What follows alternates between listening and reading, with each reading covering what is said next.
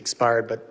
Can he just answer No, we're quickly? keeping everything quick to the 5 minutes. I'm sorry, but gentleman from New York is now recognized, Mr. Goldman, for 5 minutes. Secretary Noem, let's talk about the law. Do you agree that asylum is a lawful pathway to immigrate to this country? Yes or no? This exchange between Congressman Dan Goldman and Homeland Security Secretary Kristi Noem isn't about partisan theatrics. It's about something far more basic: whether the Department of Homeland Security is following the law it is sworn to enforce, and whether anyone in charge is willing to say that out loud. There's an asylum program, yes, in place. All right. So immigrants then with ongoing asylum applications are legally in this country, correct? Excuse me, I'm sorry. Your question was? Immigrants with ongoing asylum applications are legally in this country. There are individuals in this country that have applications that... And they are legally here because it's a lawful pathway, right? It's a lawful pathway. Okay, so if your department then deports anyone with an ongoing asylum application, you are violating the law, correct?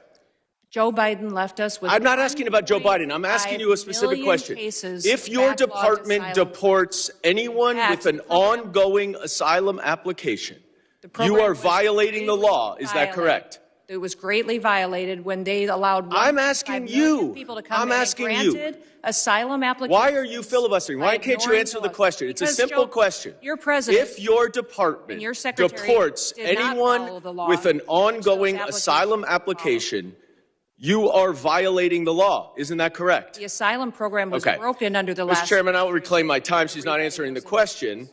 But the obvious answer is that, yes, if you follow a lawful pathway, asylum is a lawful pathway. If you have an open asylum case, you are here lawfully. But the problem that we are seeing around the country is that you are not following the law. Don't tell us to change the law. If you don't like the asylum system, you change the asylum law. Bring it to us. We'll work with you. I think it needs to be changed. But you can't just decide that you're not going to follow the law, and asylum is a law, and deport people who have ongoing applications. Unfortunately, that is exactly what's happening. It's happening across the street from my office right in New York City. Numerous, thousands of people who have come to court appearances, have left them with open asylum applications, have been arrested. And then they've been shipped off and many deported. In September, one applicant was ripped away from his wife and small children after such a court appearance.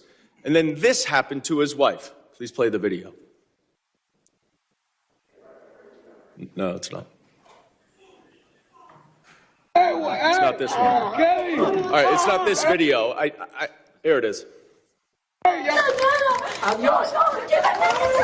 Come on, man.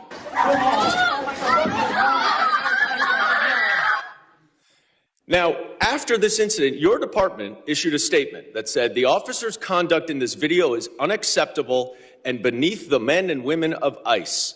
Our ICE law enforcement are held to the highest professional standards, and this officer is being relieved of current duties as we conduct a full investigation. 3 days later, you reinstated that officer and you put him back on duty.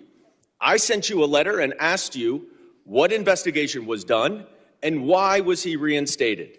You did not answer that letter. So I'm going to give you an opportunity right here to explain to me that if that officer's conduct was, quote, beneath the men and women of ICE, unquote, why did you reinstate him? Sir, that investigation was completed. I can give you that investigation and the information that you would like.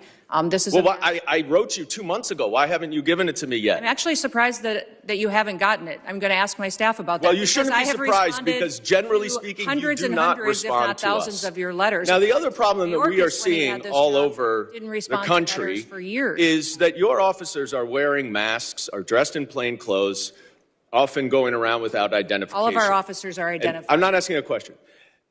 I introduced the No Secret Police Act to stop this. And we now have 113 co-sponsors so that they will not be masked and that they will identify themselves. Now, you say all of them are identifying themselves. That is not the case because last month, in New York City again, the NYPD officers were injured by your masked, plainclothes ICE officers after they were called from 911 as residents witnessed your officers pulling individuals out of their vehicles and chasing them down the street. I also asked you what happened there. How were the NYPD officers injured by your officers? And you didn't respond. What's the answer? Sir, our individual Gentlemen's officers time are is identified. time has expired. I yield. What makes this exchange linger isn't the raised voices or the tension. It's the emptiness where an answer should have been. Dan Goldman didn't ask a trick question. He didn't ask for classified information. He didn't ask Secretary Noem to speculate, editorialize, or defend a political philosophy. He asked her to acknowledge a basic legal reality.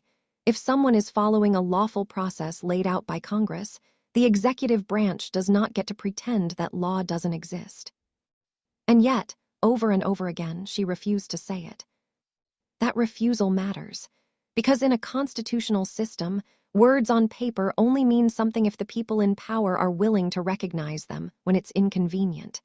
Asylum law is not a suggestion. It is not a vibe. It is not something DHS gets to selectively apply depending on public pressure or political messaging.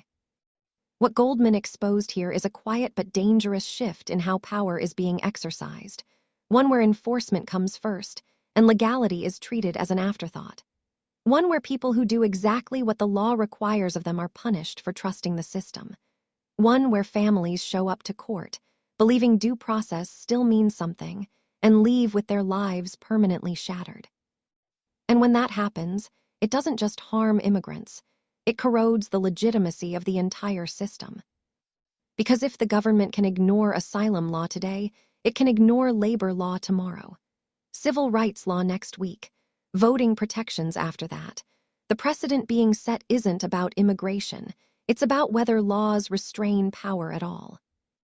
That's why Goldman's frustration hit so hard. He wasn't grandstanding.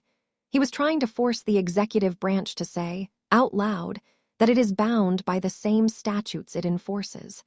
And the fact that this was apparently too much to ask should alarm anyone who believes accountability still matters.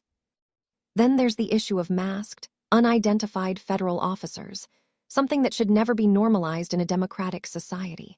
When law enforcement operates without names, without visible authority, and without transparency, fear fills the vacuum. Communities don't know who to trust.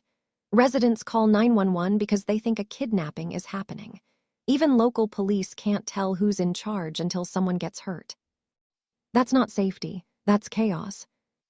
And when DHS says an officer's conduct is beneath the agency, only to quietly reinstate that same officer days later without explanation, it sends a very clear message. Consequences are optional, oversight is inconvenient, and public statements are just PR. Goldman's unanswered letter is symbolic of something bigger. Congress is supposed to be a co-equal branch of government. Oversight isn't a courtesy, it's a constitutional duty. When cabinet officials ignore it, they aren't just dodging a politician, they're undermining democratic accountability itself.